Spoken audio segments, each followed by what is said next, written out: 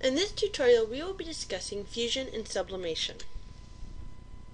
Melting requires the input of energy to overcome the attraction between the molecules. When the solid is heated, its temperature rises and the molecules vibrate vigorously. Once the melting point is reached, the molecules have sufficient energy to overcome some of the attractions that hold them in position, and the solid melts. When the solid melts, the highest energy molecules leave and only the cool ones remain. So there is a loss of the high energy molecules from a solid, resulting in a lower of the solid's average kinetic energy and a decrease in the substance's temperature. Melting is considered an endothermic process. In other words, you need to put energy into the system in order to make it melt. Freezing is the reverse of this process, and it's an exothermic process. The heat of fusion, or the enthalpy of fusion, is the amount of heat energy required to melt 1 mole of a solid. So the heat of fusion is for melting. It's always endothermic because of the fact that you have to put energy into it in order to go from a solid to a liquid. Thus, the delta H of fusion is always going to be positive.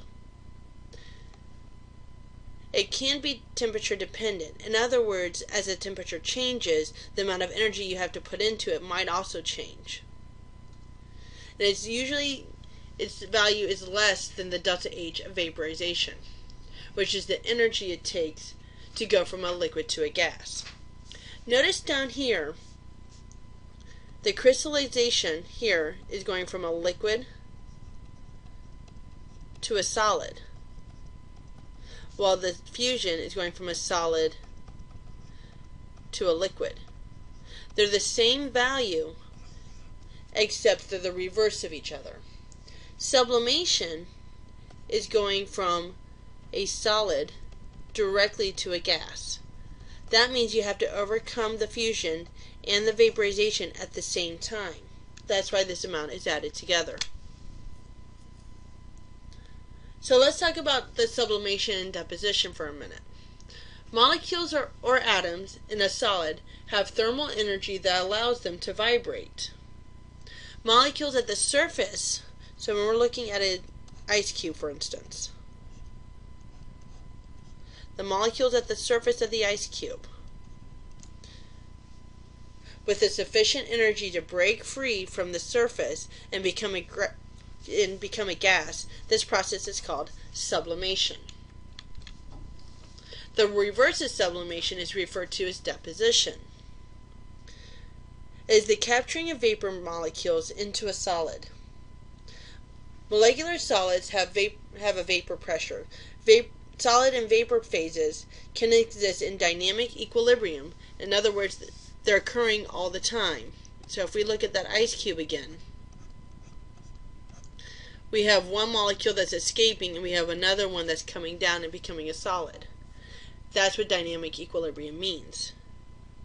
This exists in an enclosed container at temperatures below the melting point. Attractive forces between the molecules are fixed, and this is how and why the phase change occurs. The change in the material state, or the phase, requires changing the amount of kinetic energy in the particles or limiting their freedom. In other words, they're not allowed to move as much.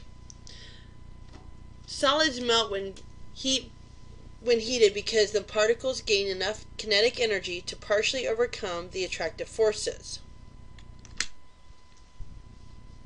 Liquids boil when heated because the particles gain enough kinetic energy to completely overcome the attractive forces. The stronger the attractive forces, the higher you will need to raise the temperature in order for it to change into a gas. Gases can be condensed by decreasing their temperature and or increasing the pressure. The pressure can be increased by decreasing the gas volume as well.